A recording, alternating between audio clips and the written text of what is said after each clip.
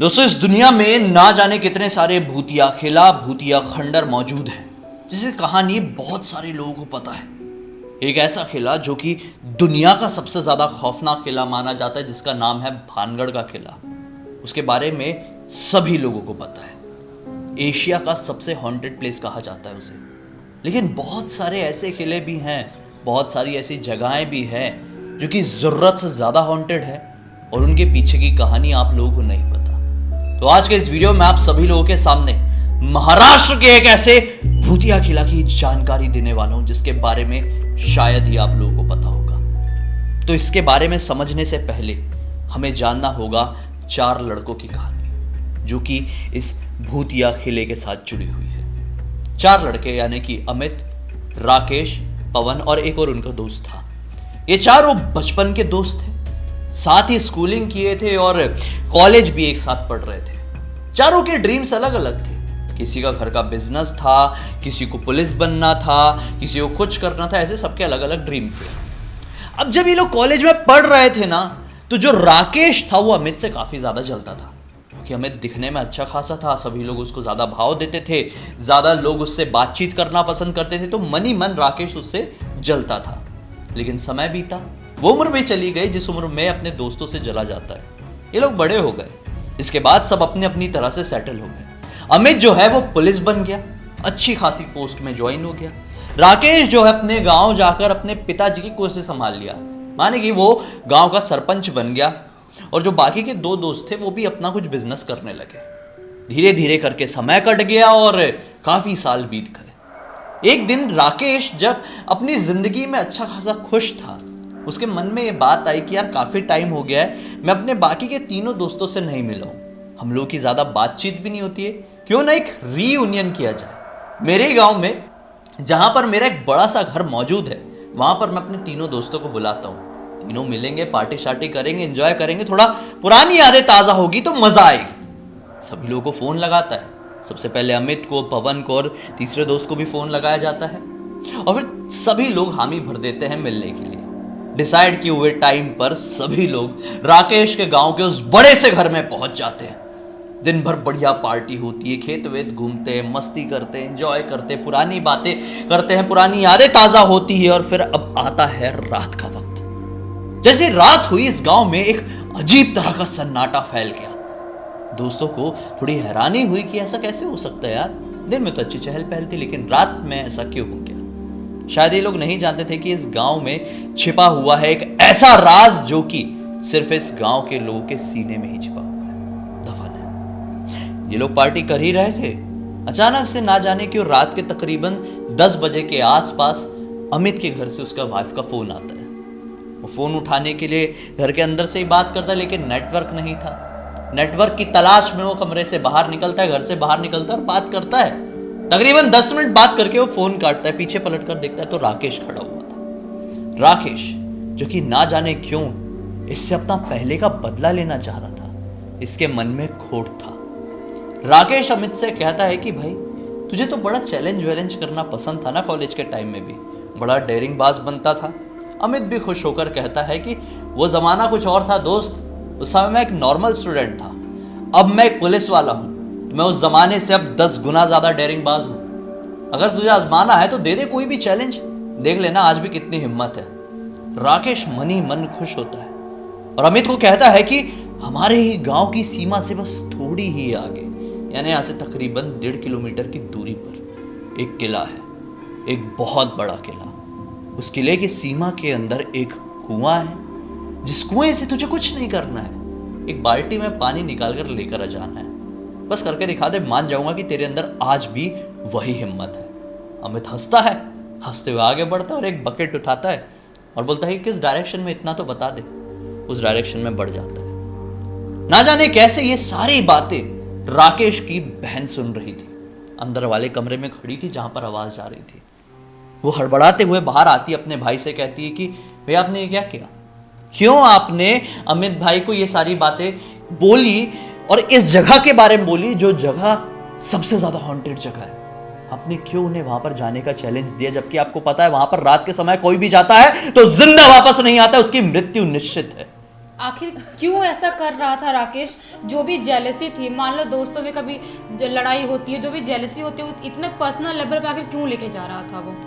यही बात उसकी बहन को खल रही थी। बोली आपने बहुत गलत किया, आज उनके साथ कुछ हो गया तो मैं खुद को माफ नहीं कर पाऊंगी, क्योंकि मैंने अपने आंखों के सामने एक बेकसूर को मरते हुए देखूंगी। बस वो कहती है कि मैं जाऊंगी और उन्हें सब कुछ बताऊंगी। वो भागने लगती है, लेकिन अमित भी जोश जोश में तेज चल रहा था और अब वो अपनी गांव की सीमा से बाहर निकल चुका था। उसकी बहन भी पीछे से दौड़ते दौड़ते उसको रोकने की कोशिश करती है, लेकिन अब वो उस किले के अंदर एंटर कर चुका था। वो भी ज्यादा नहीं सोचती है, सोचती है कि मैं आज अपने भाई के दोस्त की जान बचाऊंगी। वो भी किले के अंदर एंटर कर जाती है। रात का वक्त था, एकदम सुनसान। वहां पर कोई आसपास भटकता भी नहीं था, क्योंकि सभी लोगों को पता था कि यहाँ पे क्या होता है। वो आगे आगे बढ़ता है और अब जैसे उसे कुआं दिखाई देता है, बकेट डालता ही है, जिसमें रस्सी बंधी हुई वाली एक बकेट रखी हुई थी वहां पे। वो कुएं में बकेट डालता है और पानी निकालने वाला होता है कि पीछे से राकेश की बहन आके उसका हाथ खींचती है और जोर से दौड़ने लगती है उसको खींचते हुए। वो बोलता है अरे क्या हुआ, बोलो तो, मुझे ऐसे लेके खींच क्यों रही हो? वो कहती है कि नहीं, यहां से निकलो, उसके बाद हम बात करेंगे, लेकिन अभी यहां से निकलो, कुछ भी हो जाए। भागते भागते भागते भागते वो लोग मेन गेट की तरफ पहुंचते हैं, जहां से वो किले से बाहर निकलने ही वाले थे। वो देखते हैं कि 3 लोग गेट के पास बैठे हुए, मुस्टंडे, लंबे चौड़े, अजीब व गरीब। वो घबरा जाती है, डायरेक्शन बदल के वापस से किले के अंदर दौड़ते दौड़ते दौड़ते दौड़ते एक मंदिर के अंदर चली जाती है। काली माता का मंदिर था। अब यहां पर ये अमित परेशान कि चल क्या रहा है। पहले तो मुझे कुएं की तरफ से खींचते हुए बाहर ले जा रही थी, अब बाहर की तरफ से अंदर क्यों लेके आ रही वापस?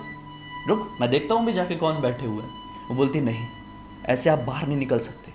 आप जिन लोगों को इतना रौब दिखाने की कोशिश कर रहे हो ना, वो लोग ही नहीं है, वो आत्माएं हैं, खौफनाक आत्माएं। वो उससे मैं अपनी गन निकालता है, बोलता है अरे कैसी बात कर रही है, देख लूंगा कौन है कौन नहीं, आत्माएं थोड़ी हो सकती है। वो आगे बढ़ता है गुस्से में, लेकिन फिर वो रोक लेती है, बोलती नहीं, गड़बड़ हो जाएगी बहुत बड़ी। वो फिर उसको पूरी बात बताती है कि आज से काफी साल पहले की बात है। इस गांव में 3 खूंखार गुंडे, डाकू एक्चुअली, घूमा करते थे। लोग के घर में डाका डालते थे, बड़े बड़े क्राइम करते थे। उनको हराने की हिम्मत किसी में नहीं थी, क्योंकि वो पकड़ में ही नहीं आते थे। रात के अंधेरे में आते थे और फिर गायब मानो। कोई समझ ही नहीं पा रहा था कि उन्हें पकड़ा जाए तो कैसे। फिर आखिरकार गांव के एक चालाक व्यक्ति ने पता कर लिया कि ये तीनों डाकू इसी किले में छिपकर रहते हैं। बहुत बड़ा किला था, जितना भी सोना धन, जितने भी जेवर होते हैं, वो चुरा कर यहाँ पर, ये जो कुआं है ना, वो कुआं सूखा हुआ था वो टाइम पे, उस कुएं के नीचे छिपा देते हैं। अब ये बात गांव के लोगों को पता चल गई। गांव के लोगों ने डिसाइड किए कि आने वाली अमावस की रात में हम लोग उस किले के अंदर प्रवेश करेंगे, उनको कानो खान खबर नहीं पहुंचने देंगे और जिंदा जला देंगे किले के अंदर। बस वो रात आ गई जिस दिन इनकी मौत की रात होने वाली थी। गांव वाले भारी तादाद में इकट्ठे हुए, हाथों में मशाल, किसी के हाथ में कुल्हाड़ी, किसी के हाथ में बंदूक, गुस्से में बढ़ जाते हैं उस किले की तरफ। ये बात 3 डाकुओं में से एक डाकू को पता चल जाती है। वो वक्त रहते सारा सोना उस कुएं के अंदर से निकालता है और कहीं और छुपा देता है। इतने में गांव वालों की भीड़ वहां पर पहुंच गई। ये सोना कहीं और छिपा रहा था, तो गांव वालों के नजर में 2 ही डाकू आए। तीसरा वाला तो सोने छुपा रहा था, वो नजर में नहीं आ पाया, वो भीड़ में शामिल हो गया और उसने अपने दोनों डाकू दोस्तों के साथ दगाबाजी कर दिया। भीड़ में मिलकर उनकी हत्या करके उन्हें जला दिया। अब उसके बाद क्या था, इसने सोना छुपा दिया था, ये सोचा मैं बच गया, अगले दिन आऊंगा, सारा सोना लेके चले जाऊंगा। उस समय भीड़ तो वहां से चली गई। अगला दिन आया इसकी मौत की रात लेकर। ये जब सोना लेने वहां पर गया वापस उस किले में, तो वापस ही नहीं लौट पाया। तकरीबन 13-14 दिन बाद सड़ी हुई लाश की बदबू यहां से आई। तब लोगों को पता चला कि तीसरा भी कोई था और वो पता नहीं कैसे मर गया, कोई समझ ही नहीं पाया। लेकिन ये समझ में आ गया कि वो डाकू था और इसी ने पैसे छिपाया हुआ था। ये गांव वालों को उस रात पैसे मिले नहीं थे।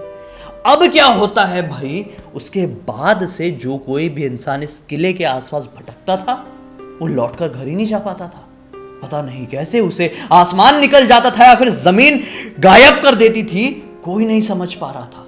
धीरे धीरे करके एक बात पूरे गांव में फैल गई और आसपास के इलाकों में भी लोगों ने जान लिया कि इस किले में कुछ आत्माएं घूमने लगी। और वो आत्माएं किसी और की नहीं, उन्हीं डाकुओं की, जिन डाकुओं को गांव वालों ने मार डाले थे। कोई नहीं जाता था। कई सैकड़ों लोगों की मृत्यु हुई, इस गांव से भी, दूसरे गांवों से भी। उसके बाद वो पूरा वीराना बन गया। फिर इसके बाद अमित को सारी बात समझ में आई कि यहाँ पर अंदर आने से मुझे क्यों रुका गया। सुबह तक का वक्त उन लोगों ने उस मंदिर में ही बिताए और जब सुबह हुई, जैसे ही वो लोग मंदिर से बाहर निकले तो वो किले के सामने राकेश खड़ा हुआ था, गिड़गिड़ाकर माफी मांगा अपने दोस्त और अपनी बहन से। फिर इसके बाद दोनों के बीच में थोड़ी बातचीत हुई और सुलह हो गई फाइनली। लेकिन ऐसा कभी भी किसी के साथ नहीं करना चाहिए कि सिर्फ एक जेलसी की वजह से आप किसी की जान को ऐसे खतरे में डाल रहे हो, वो भी ऐसी जगह पे भेज के जहां से कोई इंसान कभी वापस ही नहीं आने वाला है। सच बात है, कई बार बदले की भावना इंसान को दरिंदा बना देती है। राकेश ऐसा ही एक दरिंदा बन गया था, लेकिन वक्त रहते उसकी बहन ने सब कुछ सुन लिया और सब कुछ कंट्रोल कर लिया, नहीं तो ना जाने एक मासूम लड़के के साथ क्या कुछ हो जाता।